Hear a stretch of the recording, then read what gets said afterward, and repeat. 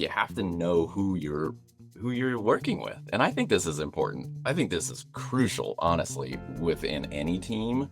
But then, of course, if it's your spouse, somebody that you are committed to as in a lifelong relationship, I think it becomes 10 times, 100 times, 1,000 times more important with that.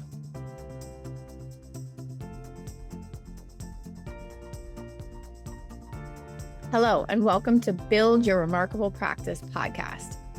This podcast is dedicated to chiropractors who are in the seasons of launching and building their practice. Join myself, Dr. Lona, and my co-host, Dr. Bobby, as we have conversations each week as it relates to building the practice of your dreams. And remember, you can have a remarkable practice as part of a remarkable life, not instead of one. We're here to lead you on the way. All right, welcome back to the Build Your Remarkable Practice podcast. I am here with a returning co-host, Dr. Chris Grier. You all know and love him. He's always at the immersions and such a genius, especially as it regards to like, how do you break the material down and teach it to people? So lovingly, we call him the professor, right? Yes. That's right. That's All right. right. Thank you, Dr. Yeah. Lona. Dr. Chris, like just for those that maybe haven't tuned in before, tell them a little bit about who you are and where you practice and what we're diving into today. Yeah, absolutely. Well, let's start with what we're diving into because we're diving into practicing with family, like having your family, your spouse on your team. And I think that pre-frames what I do. So I've been practicing in Southern Iowa for 18 and a half years at this point. Woo! And I've done it the entire time with my wife at my side. She is not a chiropractor, but she was there to help us launch, and we'll get into all the details on that. But yeah, I've been loving being in practice all this time, and I've been coaching with Remarkable Practice since 2022, which tends Yes. to be getting farther in the rearview mirror as we go here as we head into 2026. Yeah, that's amazing. And you guys still like each other. We do, yes. Yeah. That's awesome. Okay, so when we were kind of spitballing what we wanted this episode to be about, I said like, let's talk about practicing with family because I knew you and your wife, she's your office manager, right? Um, Yes. Yep. and yes, and it is when you see you two together, you can see like what a great relationship you guys have as well. And I think that is amazing. And it's amazing that you can navigate like being together at home all the time and being at work all the time and the who's running what skill sets do you bring, what skill sets does your wife bring. So I guess first and foremost, like when you guys went into this, hindsight being 2020, like what were some of the illusions that maybe had to change? Like what were some of the challenges you came up against in navigating working together with family and specifically your, primary relationship? Yeah. Wow. I mean, there's so many things, and it's when you go back to 2007, as we're talking here at the end of 2025, I'm sure there's a lot of fuzz that has grown over, like what I actually remember about this. But we did go in, eyes wide open of like, hey, if this works, but our relationship is most important, is Yeah. primarily important. Which is actually how I went into chiropractic. I went to chiropractic. Like I love teaching. I was a teacher before I became a chiropractor. I loved it. Absolutely loved it. Still love it, as you kind of alluded to there.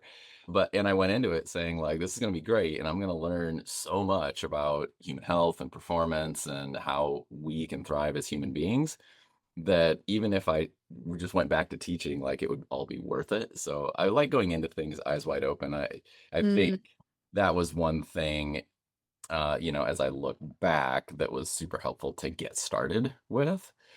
But then we have the continual struggle of setting boundaries, setting boundaries about when is it that we talk about work and when is it that we don't. that we do And live. Yeah. Mhm. yeah, and that is very difficult. That is challenging, but again, we knew that going in, and so we acknowledge it on mostly a daily basis still. Yeah. This isn't when we need to be talking about this, but I don't know when I'm getting together with you for a work meeting next. Yeah. So, and then we talk about something, but yeah, It's good. we can talk about strategy. Especially for passionate people, passionate about chiropractic. Yes. Chiropractic is a philosophy of life on some level. So it tends to infiltrate into all areas. And that's a beautiful thing. But to your point also, it's like our hobbies can't also be always chiropractic, right? Yeah. Yeah. Yes, we need Our to keep date them night well can't balanced. be chiropractic. Yeah. Yes, Mhm. absolutely. So I think those are the biggest things. I think it's also, I think there was a big realization, and this is something like, I'd like to talk about durability in this from a business standpoint. Durability is a challenge when leadership is a husband-wife duo, or Yes. maybe as we can talk about like other family, close family relationships. But durability is a challenge, and frankly, so is transferability. So this is something that is we're in kind of what we consider our second half of our career now. We're starting to think about, and we don't need to get too deep into the weeds with that, but I think it's good for listeners, maybe listeners who are just about to launch a practice or who are thinking about going from an associateship into an owning situation, whatever the listener might be going through and thinking like, oh, this would be really great to do this with my spouse. There are distinct challenges, and some of them are real business issues like durability and transferability. So I think Great. all that's worthy of talking about for sure. Yeah. You're right. So, like, when you go on vacation, she's likely going on vacation. Yep. So, is it typically that you guys will at times shut the office just fully down, or like how have you navigated that typically? Yeah. So when I didn't have an associate, yes, that is what we would do. And honestly, I think there's some really good locum options out there. I don't think it has to be the case, and it depends on what role spouse is in. So my spouse, Christina, and I know, people might just now be working through, wait, is it Chris and Christina? And the answer is yes. Like that is that is how we do it. Right. But so she doesn't currently have an in-office day-to-day role. She's our COO. She comes in for meetings. She runs the team, so therefore she also does the scorecard reviews and those sorts of things. But it's not day-to-day. So my office runs just fine, and like totally fine with the Griers gone, but the team they're running. But Yeah. when I didn't have an associate, that wasn't the case, mainly because I didn't hire a locum to do that, and I think that's a really good idea to do that. I just Right. so Yeah, I was just with a husband and wife couple that practiced together last weekend, and they have a long-term locum that just knows like 6 times a year I'm coming into this practice and covering it. Yeah. And I honestly actually had never thought about it before because yeah, anyone that's in the build season, when you go on vacation, generally it's going to shut down, right? right. Take a lot of long weekends and half weeks and things like Yeah. that, or split weeks, where you leave Wednesday to Wednesday or something. For sure, because you wanna maintain is, I think that's a key point too, is that you absolutely want to keep the relationship at the forefront, and we talk in the remarkable practice of creating a remarkable practice as a part of a remarkable life and not instead of one, Right. and I don't think anybody would be like, "Oh, yeah, the most remarkable life my wife and I could have is, like, working all the time, like, being at Yeah, work all the time." right, That's not and the be case, so stressed you about the gotta same things. Yeah. absolutely. So visualize and create a clear picture of what the life you want to lead is, and then create your business around that. Okay, so now I have another question. So I feel like it's nature's way, God's way, sort of humorous that you generally marry your opposite on some level, or your complement as it be, right? Yes. Yes. Whether you realize that as it's happening or not, at some point you realize that.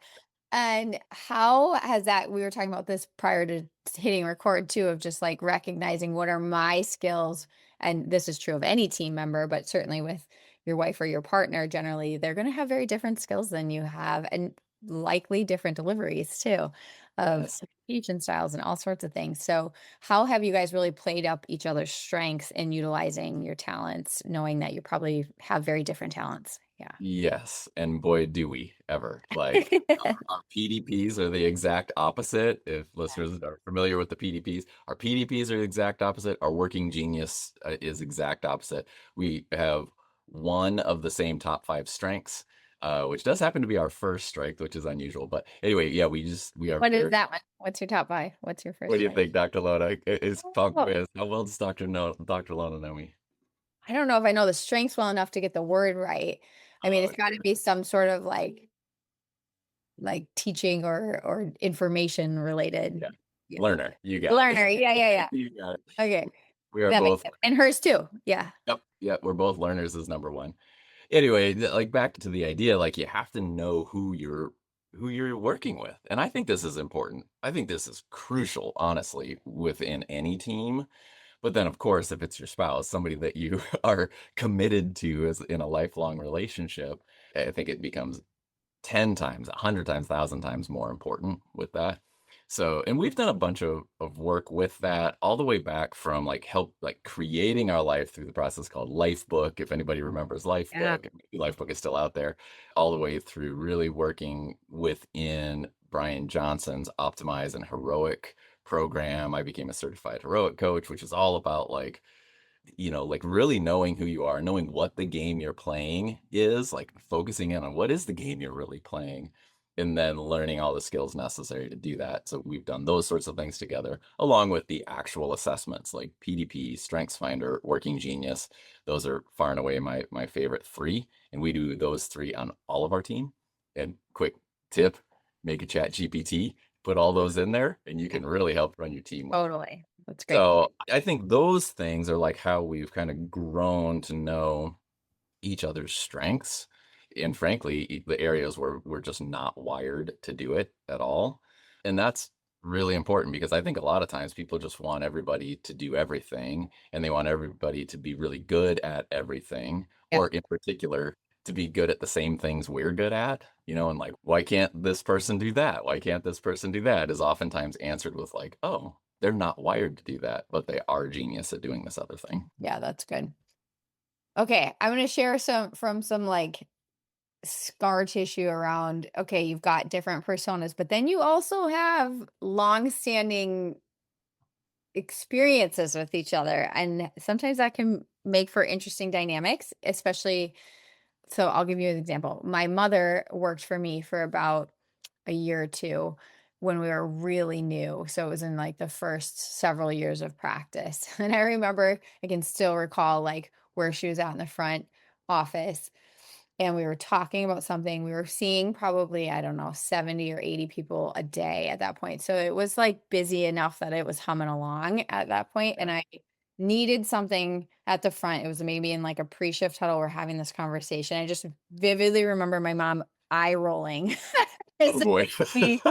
And I'm like, Mom, you can't, everybody needs to like be in just because you think I'm being something, we can have this conversation offline, but it can't be like in front of everyone. And it certainly was like a mother-daughter snafu in that moment, right? And Yes. it was just one of those things where I was like, gosh, like, how do I do this? Right. And I was so young also at that point and unseasoned in leadership and also Yes. probably had all sorts of triggers with my mom.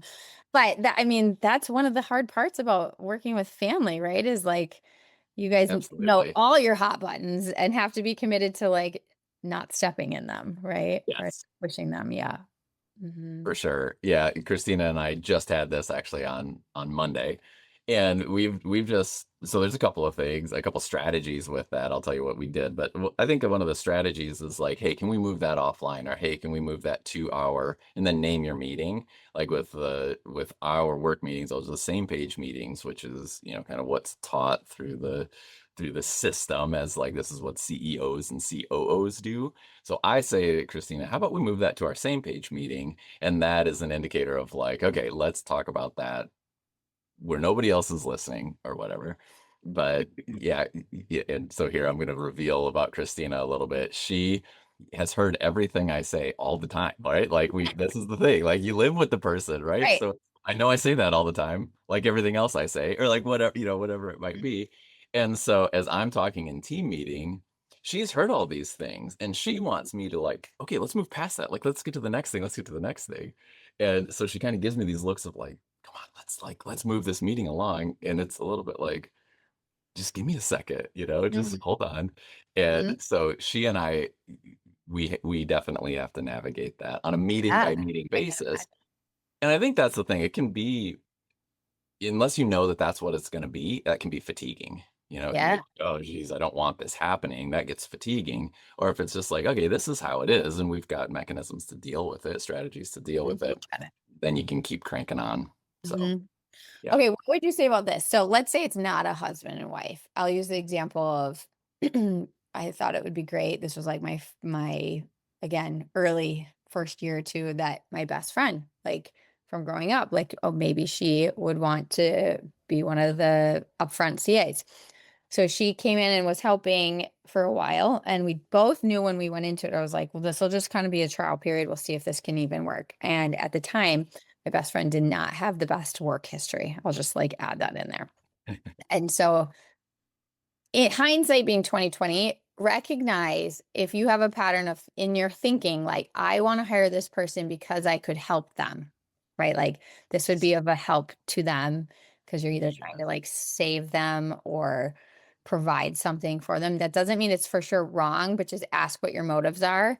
And Mhm. I would say, ask, if I had to, can I let this person go? Yeah. Yeah. Exit strategy right off the bat. Yeah, I mean, you just gotta like have eyes wide open, especially if it's not necessarily like you two are co-owners. You and Christine are two co-owners. Right.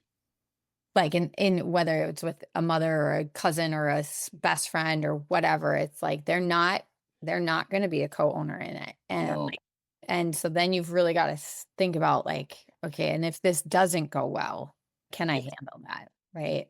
Yeah. And For can sure. And go ahead. Good. oh no, and I was just saying, and can they handle it, right? Yes. And can the relationship withstand it? Or is it worth not having the relationship anymore? Like, because that can be the end point of hiring a friend, hiring a non-spouse family member, that sort of thing. Because that can be the end point. It's like, is that worth it? Like, Right, the gain for either of us be worth the possibility that this relationship could be right, damaged, right. you know, Yeah. from it? Yeah. Yeah, my experience, like we both had the relationship where it was almost like brother or sister, where you could say anything to that person and Yeah. they would just let it roll off their back. And so it was fine. Like we're going to the spa next week, but it was one of those experiences like we both should not have even thought this was a good idea.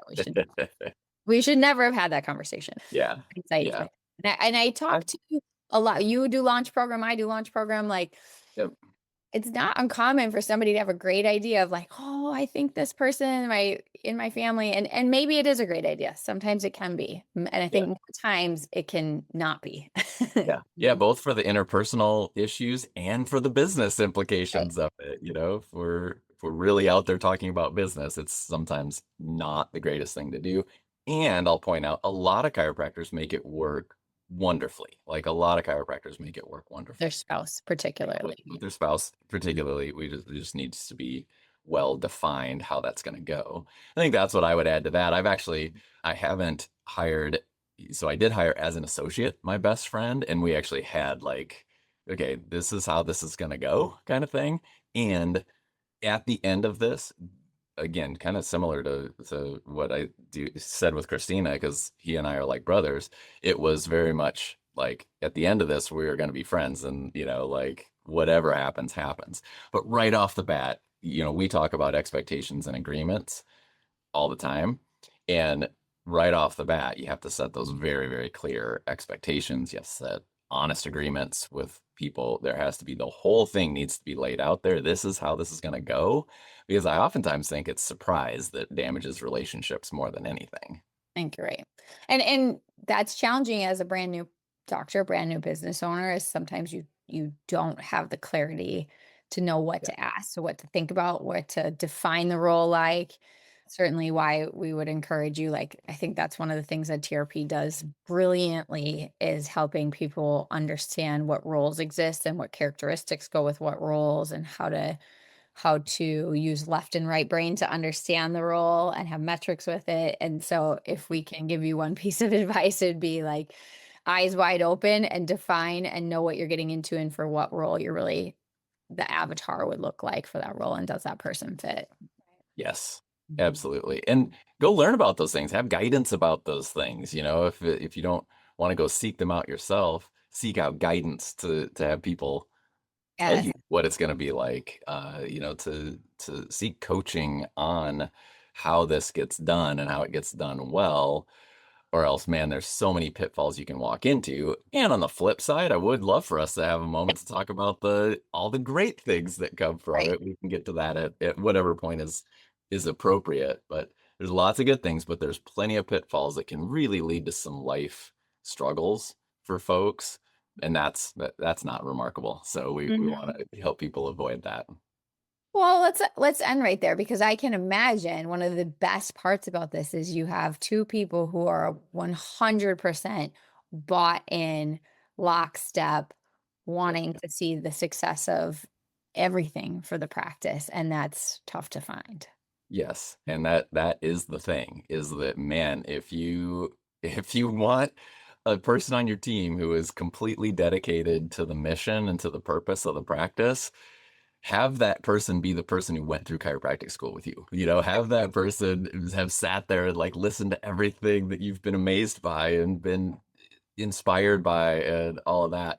And then be like, I want to bring this to a community. And then they get to help you think of like how they're going to do that. Yeah, it's amazing. You don't have to start from that, like, okay, now I'm going to put out an Indeed. And this person knows nothing about chiropractic, really. Yeah. And, they know nothing about my purpose and my heart and all of that. Man, that is a huge, huge boon for a practice. And for that, I'm eternally grateful for Christina for Totally. sticking around with it as long as we have. And then there's also great flexibility too. In Mhm. our life with her role evolving. I mean, it was just the two of us when we started, like Right. she was the all of it and I was the DC. She did front Could have desk. really just interviewed her. No, I'm just kidding. Yeah, exactly. Yeah. I should have just had her popped Yeah. out here. Because really, I mean, man, I don't know what I would have done with my skill set. I don't know what I would have done because I love starting things. I don't like finishing things, to be honest. And she's just a genius finisher. So we really balanced each You other have well. high tenacity on her working genius. Absolutely. She Yeah. is most genius at tenacity. Yeah. Yes, for My sure. COO does too, which is amazing. Yes, Yeah. which is great, and I am absolutely frustrated with tenacity, so ingenious language, you know what I'm talking about there. So we needed that from each other to launch appropriately. We needed all of those skills to Yeah. launch appropriately, and it worked great, and then by the time where we had a team around us and she was then functioning as the COO, Mhm. then she could step away and raise our son, or she stayed Right. home mostly with our son. And then she homeschooled until he was in eighth grade. And, all of that has just been a huge gain for our family for having our structure as it is. Yeah. That's beautiful. Yeah. All right. So, in rounding this out, I'm sure if there's any couples who are about to embark on a practicing journey and would love some advice, you and Christina are open books. I'm sure they can reach out to you. You bet. Yeah. Dr. Chris is always available at the immersions as well. Jump on his calendar, all of that. Chris, I always love interviewing with you. I know we're going to have you on again soon here. So, thank you for your time this morning. Absolutely. Would you mind if I just went through? I think we went over 5 things. Yeah, go If for we it. can just like say boom, boom, boom, boom, just because, I ramble a bit. And maybe we can even pop this at the front of the podcast. I don't know. Just like, here's what it is. But Yeah. I think that it's simple. You have to define clear roles and responsibilities. Have those expectations and agreements set up. Communicate open and regularly. And don't just do that over the kitchen table. Make sure you have meetings set with your people to make sure that happens. You also have to set those clear boundaries between work and home and then do your best to stick with them. And man, from my experience, that's been super hard, but we keep working on it. So we have an office at home. It's like, do we need to go down in the office and talk about this? Leverage each other's strengths and geniuses. Know what those are and then leverage them absolutely. And then make sure you're investing in personal development and coaching to help with this because there's so much to gain from it and so many pitfalls that can be there. So I think those are the 5 things really we hit. And I thought I loved it. I think there are some things I'm going to be able to sharpen up in our own lifestyle. I really appreciate you for having me on. Always love to be on the podcast with you. Thanks, Dr. Chris. You bet. Thanks for listening to this episode of Build Your Remarkable Practice podcast. Remember, what the world needs now is chiropractic, and what chiropractic needs now is more successful chiropractors. If you like the podcast, please subscribe, share with your friends, and leave us a review. And if you'd like to connect with us personally, please click the links in the show notes to schedule a call.